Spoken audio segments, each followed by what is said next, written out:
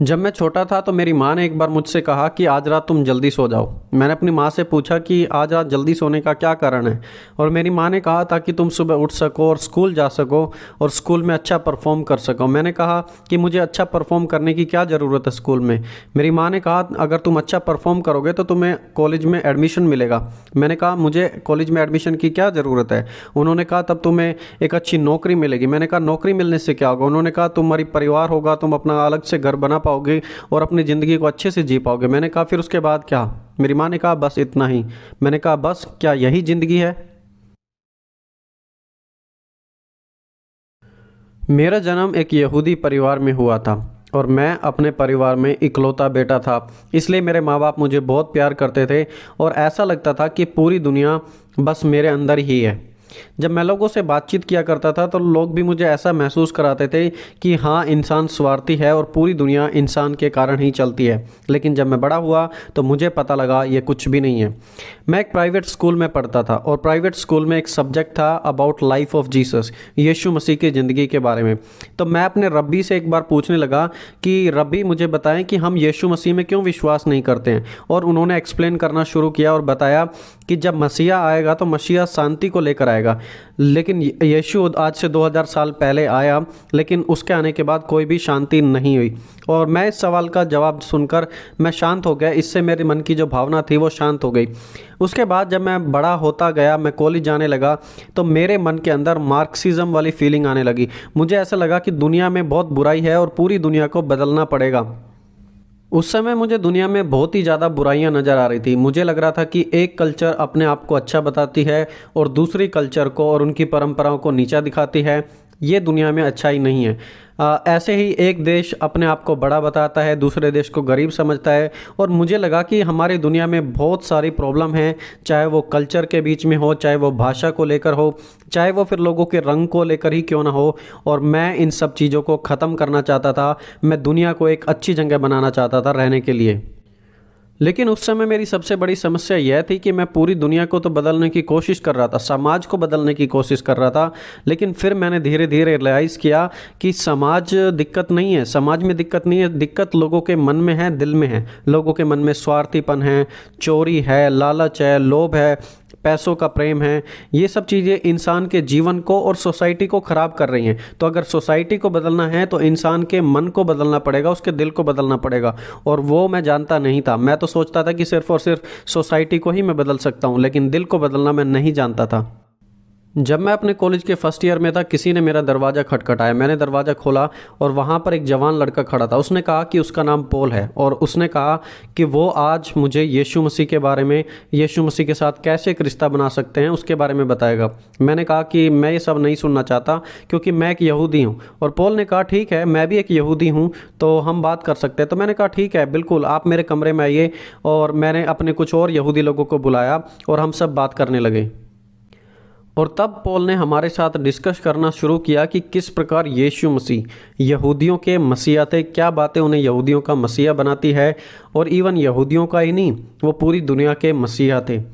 मैं बचपन से ही सोचता था कि ज़िंदगी सिर्फ खाने पीने के बारे में, शादी करो, घर बनाओ, बच्चे पैदा करो, क्या ज़िंदगी यही है। और उस समय मैंने सच्चाई की तलाश करनी शुरू की। एक बार मैं अपनी यहूदी बाइबल में से यशायाह नबी की किताब में से पढ़ रहा था और वहाँ पर यशायाह 53 अध्याय में बताया हुआ था कि मसीहा किस प्रकार होगा, वो हमारे लिए दुख उठाएगा। और बिल्कुल यही सब बातें यीशु मसीह से मिलती हैं जो उन्होंने नए नियम में पूरी की। उन्होंने क्रूस उठाया, सलीब उठाई, उनकी एक भी हड्डी तोड़ी नहीं गई। मैं सोचने लगा कि मेरे यहूदी रब्बी ने ये सब बातें मसीहा के बारे में मुझे कभी क्यों नहीं बताई, मुझसे क्यों ये छुपाए रखा कि मसीहा हमारे गुनाहों के लिए मरेगा। 30 अप्रैल सन 1980, उस समय मैं कॉलेज में ही पढ़ाई कर रहा था और वहाँ पर एक पार्टी रखी गई थी। उस पार्टी के जो चार्ज था, जिम्मेदारी थी, वो मुझे दी गई थी। मुझे कहा गया था कि आपको लोगों के डिनर की देखभाल करनी है कि किसी के पास कुछ कम तो नहीं पड़ रहा। वो छुट्टी का समय भी था और सभी लोग अपने घर जा रहे थे। और कॉलेज की अथॉरिटीज़ ने कहा कि तुम्हें इस बार यहाँ पर रुकना पड़ेगा। मैंने कहा ठीक है, मैं यहाँ पर रुक जाऊँगा। सभी लोग अपने घर जा रहे थे। उसी समय मैं कॉफ़ी और हाथ में एक सिगरेट लिए हुए जीवन के बारे में सोच रहा था। वहाँ पास में ही एक यहूदी आराधनालय था। मैं उस आराधनालय में चला गया और मैंने एक महिला को वहाँ पर दुआ करते हुए देखा। जब मैंने उसे दुआ करते हुए देखा तो मुझे अपने बचपन के दिन याद आने लगे, जो मैंने स्कूल में सीखा था यहूदियों के इतिहास के बारे में, अपने राजा दाऊद के बारे में, और मैं यीशु मसीह के बारे में भी सोचने लगा कि ये क्या यीशु सचमुच मसीहा है, क्या मसीहा के बारे में जानना इम्पोर्टेंट है, क्या यीशु परमेश्वर के पुत्र हैं, अगर हैं तो परमेश्वर के पुत्र कैसे हो सकते हैं, और हम परमेश्वर के नज़दीक कैसे जा सकते हैं, और एक क्रिश्चियन और यहूदी में क्या अंतर है, हम परमेश्वर के साथ और इंसान के साथ अच्छी ज़िंदगी कैसे जी सकते हैं। और मैं इन सब बातों के बारे में सोच रहा था और आराधनालय के चारों तरफ में चल रहा था जहाँ पे पार्किंग लॉट थी, और मैं इन सब चीज़ों का एक्सपीरियंस कर रहा था। जब मैं ये सब बातें सोच ही रहा था तो 20 कदम की दूरी पर जहाँ से मैं खड़ा था वहाँ पर मुझे एक रोशनी दिखाई दी, और उस रोशनी में मुझे एक व्यक्ति दिखाई दिया। थोड़ी देर बाद मुझे वहाँ पर एक सलीब दिखी, और सलीब के सामने, सलीब के ऊपर नहीं, सलीब के सामने एक व्यक्ति खड़ा था जिसके अंदर से रोशनी निकल रही थी, और मैं कि ये तो प्रभु यीशु मसीह ही हैं। और तुरंत मेरे हाथ पांव कांपने लगे और मेरा सर भी डगमगाने लगा, और मैं डर गया। मैंने कहा कि मैंने ये क्या देख लिया है। मैं बहुत ही ज़्यादा डर गया था और मुझे ऐसे लगने लगा कि शायद मैं पागल हो गया हूँ। तो इसलिए मैंने अपने जो कुछ समय था उसके बाद मैंने फिर दोबारा से पार्टी की, मैंने शराब पी। मैं सोचने लगा कि ताकि इन सब चीज़ों को मैं भूल जाऊँ, क्या जो मैंने देखा है क्या सचमुच ये है। और काफ़ी दिन तक मैं लगातार शराब पीता रहा। एक सुबह जब मैं उठा और उठने के बाद मैंने अपना जूस पिया तो मेरी माँ ने मेरे चेहरे की तरफ देखा। मेरी माँ ने कहा, मुझे लगता है तुम किसी चीज़ से भाग रहे हो, तुम आखिरकार किससे भाग रहे हो। मैंने अपनी माँ को कोई जवाब तो नहीं दिया, लेकिन मन ही मन में जानता था कि लोग मेरे जीवन को एक्सपीरियंस कर रहे हैं, मेरे जीवन को ऑब्ज़र्व कर रहे हैं।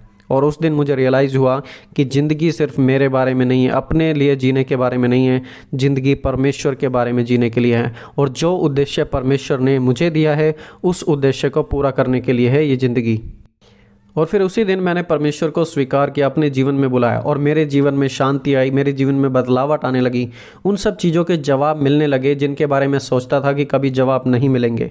पहले मैं सोचता था कि दुआएं बिल्कुल बकवास होती हैं, लेकिन अब मुझे लगने लगा कि हाँ, परमेश्वर दुआओं का जवाब ज़रूर देते हैं। परमेश्वर ने मुझे उन सब चीज़ों से आज़ाद किया जिनमें मैं फंसा हुआ था, और मैं परमेश्वर से प्यार और परमेश्वर की सेवा करने लगा। मेरे माता पिता बाकी यहूदियों की तरह वो भी चाहते थे कि मैं एक यहूदी लड़की से शादी करूं, लेकिन नहीं, मैंने एक इटालियन लड़की से शादी की जो यीशु मसीह में मुझसे भी ज़्यादा विश्वास रखती थी। परमेश्वर ने हमें 3 बच्चों से आशीषित किया है, और मेरे तीनों बेटे परमेश्वर को मानते हैं। वो तीनों के तीनों ही यीशु को अपना मुक्तिदाता स्वीकार कर चुके हैं और उसे अपने जीवन का प्रभु और उद्धारकर्ता मानते हैं, और मुझे अपने बच्चों पर भी बहुत गर्व है। अभी मैं न्यूयॉर्क की एक यूनिवर्सिटी में मैं पढ़ाता हूँ, एक प्रोफेसर हूँ, और मैं यीशु के साथ अपनी ज़िंदगी के एक्सपीरियंस को बहुत ही ज़्यादा आनंद उठाता हूँ। जो यीशु ने मेरे जीवन में किया, मेरे जीवन को बदला, मैं उन सब बातों के बारे में यीशु का बहुत आभारी हूँ। देखिए, यीशु ने मेरे जीवन को बदला है, वो आपके जीवन को भी बदल सकते हैं।